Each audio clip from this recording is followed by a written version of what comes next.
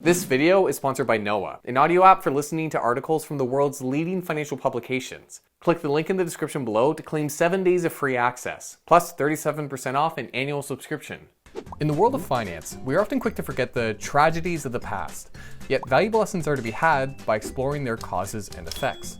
After all, in a world of ever-changing rules, products, and services, history is the one constant that can guide us through the ambiguity. So let's take a 5-minute history lesson on today's Plain Bagel.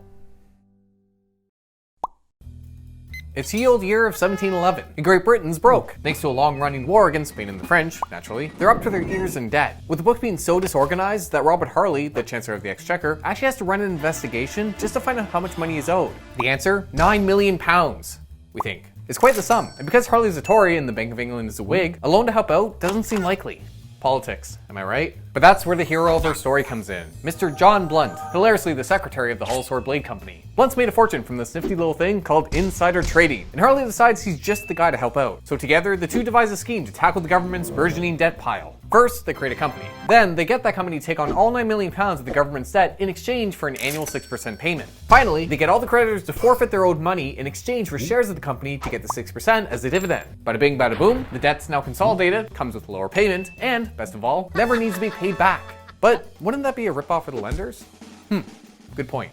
Well, how about this? As a thank you for taking on the deal, the company will be granted exclusive rights to trade in the South Seas. After all, it's the 1700s and trading companies are all the rage. It's the perfect venture to convince creditors this desperate restructuring is actually the investment opportunity of a lifetime. And so we see the birth of the South Sea Company, a new venture that promises to rival the profits of trading Goliaths before it. There's just one tiny little problem. The South Seas refers to South America, aka Latin America, aka the continent colonized by Spain, aka the country Britain's currently at war with. Needless to say, they aren't all that keen on buying British. And while peace comes in 1713 and the company does manage to secure a contract selling slaves, the business ends up being a bit of a flop. Turns out, trade with your past mortal enemy isn't all that lucrative. And with the government missing 2 years of those promised payments, it's a bumpy ride. One that sees Harley thrown out in 1714, because politics, and Blunt left to weather the storm. But by 1718, the clouds do seem to be parting. Not only have we been allowed to issue shares to make up for those missed government payments, but that position Harley left vacant ends up being taken up by the frickin' son of the king, and later, the frickin' king of England himself. With the literal crown of the country backing us, nothing can go wrong.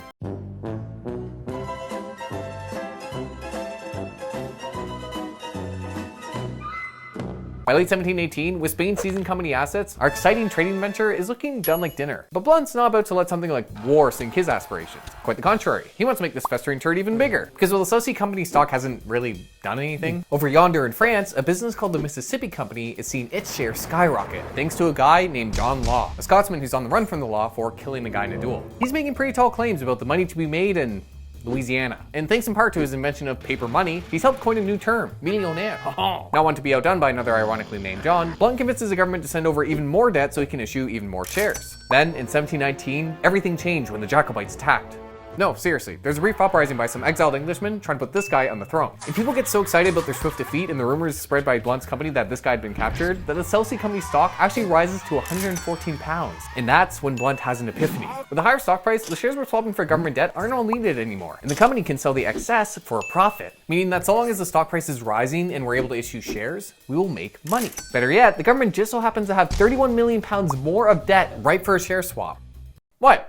More expensive, alright? If we can consolidate this amount, the South Sea Company will be the biggest financial institution in the world. Take that, Law. So Blunt begins bribing, negotiating with government officials. And after some concessions, the swap's set in place, and in 1720, the real ride begins. Blunt puts a hype carriage into high gear, pedaling this thing harder than Raid Shadow Legends is a free-to-play, and the stock takes off. Not only are bribed officials helping to make the company the talk of town, but Blunt starts letting people buy in for just 20% down, meaning everyone from barons to butchers can hop on the bandwagon. No money? No problem. The South Sea Company will give you a loan backed by its shares so that you can buy its stock. And as long as this thing keeps rising, it'll pay for itself. It's an outright mania. And with so much fortune to be made from investing, people start looking for the next big thing to throw their money at, like a gun that fires square bullets, an air pump for the brain, the extraction of silver from lead. Ventures with so little merit, they'd end up being nicknamed another new term, bubbles. And the craziest part, people buy in. Things get so bad that the government actually does something. But the South Sea Company is left to fester. And as Blunt introduces an infomercial-worthy 10% down with no payments for a year, in August, the stock reaches an all-time high of £1,000, a valuation twice that of all the land in Britain. But with the stock wavering, the company running out of cash, and Blunt still pushing ridiculous promotions, the charade is up. And people realize those promised profits are kind of non-existent. Investors start to sell, and as the price plummets, those who borrow to invest have to sell out too. And in just 1 month, the stock drops 85%, falling further still thereafter and signaling the end of the South Sea bubble. The business would end up being bailed out by its competitors, but a slew of bankruptcies would ensue. As for Blunt, he'd cut a few deals and managed to mostly get off the hook because, well, yeah. It's been some time since the bubble, but as one of the first ever stock market crashes, it's a good example of how crazy markets can get. As Sir Isaac Newton put it himself, I can calculate the motion of heavenly bodies, but not the madness of people. He lost 20,000 pounds in the company. Thanks for watching. The South Sea bubble is a fascinating example of what happens when you let things run wild in the markets. If you found it interesting, please consider liking, subscribing, and checking out my other 5-minute history lessons, which are of the same sort of style. Also, if you want to learn more about the finance field in general, you may be interested in our sponsor, Noah, an audio app that professionally narrates articles from various knowledge sources like The Economist, Bloomberg, and Harvard Business Review. They cover a range of topics, and articles are curated into playlists called series, so you can hear multiple perspectives and really come to understand the topic being discussed. For example, there's an excellent series called Housing is a Problem Everywhere. Can it be fixed? That talks about housing prices and why they've just kept going up. They also have stuff in there about past bubbles, so you may find that interesting. And if you'd like to check them out, you can use the link in the description to get free access for 7 days to try it out, plus 37% off the annual subscription. So check them out. It supports the channel and they're a great app. And thanks for watching my history lesson. I really do appreciate it.